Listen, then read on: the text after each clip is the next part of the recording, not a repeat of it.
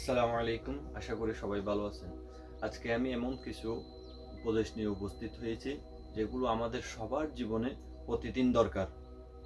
এগুলো শুধু উপদেশ নয়, জীবনের বাস্তবতার দেখা কিছু সত্যি কথা। হয়তো এখান থেকে কোনো একটু পয়েন্ট আপনাকে উদ্দেশ্য করে বলব। ১ নম্বর পয়েন্ট, মানুষের ভুল দেখলে ঘৃণা নয়, সাহায্য করাই আসল দায়িত্ব। আমরা কোনো মানুষের ভুলভ্রান্তি কিছু দেখলেই প্রথমে তার নিন্দা করি, সমালোচনা করি, কিন্তু তার মধ্যে কোনো পরিবর্তন আনার জন্য আমরা একটু চেষ্টা করি না। বিশেষ করে এলাকার বড় যারা আছে, মুরব্বী যারা আছে, তারা ছোটদের সমালোচনা করে, ওটা নিয়ে নিন্দা করে, কিন্তু তাকে একটু এগিয়ে বলে না, এই জিনিসটা যদি তুমি এইভাবে করো তাহলে একটু ভালো হয়। এভাবে কখনো উপদেশ দিয়ে বলি না। এই জন্য আমরা যদি কোনো মানুষের ভুল ভ্রান্তি থেকে, তাহলে আমরা খেয়াল করব এই জিনিসটা। ২ নম্বর পয়েন্ট, আচরণেই পরিচয়, কথাই নয়, কাজে ভালো মানুষ হয়ে। কথা বলা অনেক সহজ, মানুষকে উপদেশ দেওয়া অনেক সহজ, কিন্তু নিজের মধ্যে প্র্যাকটিক্যালি ওই আদর্শটা আনা, এটা অনেক কঠিন। এই জন্য কথাই নয়, কাজেই নিজের পরিচয়, আচরণ বহন করতে হবে। ৩ নম্বর, যার ধৈর্য আছে তার জন্য সফলতা অপেক্ষা করে। যত মানুষ সফল হয়েছে প্রত্যেকের পিছনে দেখা যায় ধৈর্য। ধৈর্য ছাড়া কোনো মানুষ সফল হইতে পারে নাই। ৪ নম্বর, দুনিয়া ক্ষণিকের, কিন্তু তোমার কাজ চিরস্থায়ী হতে পারে। আমরা দুনিয়ার মধ্যে চিরস্থায়ী থাকতে পারবো না, কিন্তু আমাদের যেই ভালো কাজগুলি আছে, এই ভালো কাজগুলি চিরস্থায়ী থাকবে। আমরা যে একটা সমাজের মধ্যে উপকার করব, একটা ভালো উপদেশ দেব, কোনো মানুষের একটু উপকার করব, আমাদের এই ভালো কাজটাই চিরস্থায়ী, বরং কিয়ামত পর্যন্ত থাকবে। ৫ নম্বর পয়েন্ট, মাফ করতে পারা শক্তির পরিচয়, দুর্বলতা নয়। আমরা অনেক সময় মনে করি আমাদের কেউ আঘাত করলে, একটু কটু কথা বললে, তার বিপরীত গিয়ে যদি আমি আর একটু বাড়িয়ে বলি, হয়তো আমার শক্তিটা পরিচয় দেওয়া। আসলে এটা হলো এক প্রকারের দুর্বলতা।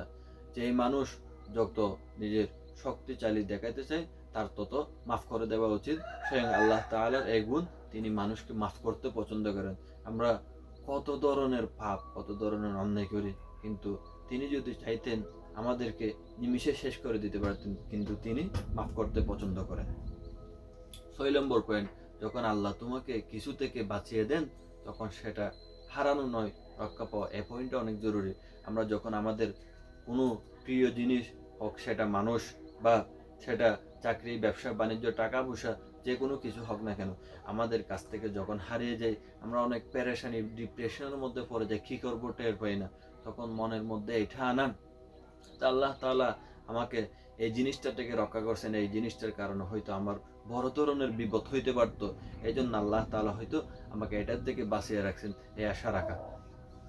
৭ নম্বর পয়েন্ট, ভালো মানুষ খুঁজো না, নিজে একজন ভালো মানুষ হয়ে যাও। আমরা সবসময় অপরকে ভালো মানুষ দেখতে চাই, অপর থেকে একটা ভুল ভ্রান্তি না থাকুক, কিন্তু তার মধ্যে কি আমাদের কোনো উপকার আছে? তার মধ্যে আমাদের কোনো উপকার নেই। আমাদের একটা ভুল, যদি আমার নিজের একটা ভুল যদি আমরা বিশ্লেষণ করে একটু সংশোধন করার চেষ্টা করি, তাহলে ওই অপর মানুষের ১০০টা ভুল নিয়ে আলোচনা চেয়ে আমার এই একটা ভুল নিয়ে বিশ্লেষণ করাই আমার নিজের জন্য অনেক উপকার। ৮ নম্বর পয়েন্ট, নামাজ শুধু ফরজ নয়, এটা আত্মার প্রশান্তি। আসলে প্র্যাকটিক্যালি দেখা যায় আমরা যখন অনেক ডিপ্রেশনের মধ্যে, পেরেশানির মধ্যে থাকি, তখন যখন ২ রাকাত নামাজ পড়ে দোয়া করি, মনের মধ্যে কত শান্তি চলে আসে। মনে হয় পুরা পৃথিবীটাই হালকা হয়ে গেছে। আমি যখনই পেরেশানির মধ্যে পড়ি, অনেক মানুষকে বুঝাইছি, অনেক কাজ করছি, কিন্তু না, শান্তি আসে না। যখন নামাজ পড়ে একটু দোয়া করি, আল্লাহ তাআলা মনের মধ্যে একটা শান্তি দেয়, মনটা একটু হালকা হয়ে যায়। আপনারা ট্রাই করতে পারেন যারা এখনো করেন নাই। ৯ নম্বর পয়েন্ট, জীবনে যদি শান্তি চাও, তাহলে মানুষের জন্য সহজ করে দাও, কঠিন নয়। যে কোনো বিষয় যদি তুমি শান্তি পেতে চাও, তাহলে সহজ করে দাও।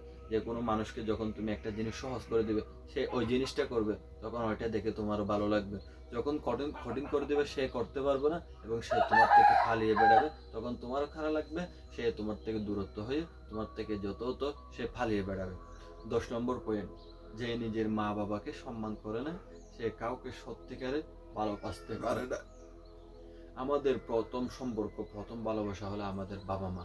আমরা যদি তাদেরকে সম্মান করতে না পারি, ভালোবাসতে না পারি, তাহলে দুনিয়ার যত মানুষ থাকুক না কেন, পুরা পৃথিবীর মধ্যে যত আমার বন্ধু বান্ধব যত আপনজন হোক না কেন, তাদের প্রতি আমরা যত ভালোবাসা দেখাই না কেন, এগুলো হলো কৃত্রিম লোক দেখানো। এ ভালোবাসায় কোনো কাজে আসবে না। এই জন্য প্রথম আমাদের সম্মান করতে হবে, ভালোবাসতে হবে আমাদের নিজেদের মা বাবাকে। এই পয়েন্টগুলো থেকে যদি যে কোনো একটি পয়েন্ট আপনার ভালো লাগে কমেন্ট বক্সে জানাতে পারেন, এবং সামনে যদি এরকম আরও উপদেশমূলক ভিডিও চান তাহলে তাও বলতে পারেন। আল্লাহ তাআলা আমাদের সবাইকে আমল করার তৌফিক দান করুন। আসসালামু আলাইকুম ওয়া রাহমাতুল্লাহ।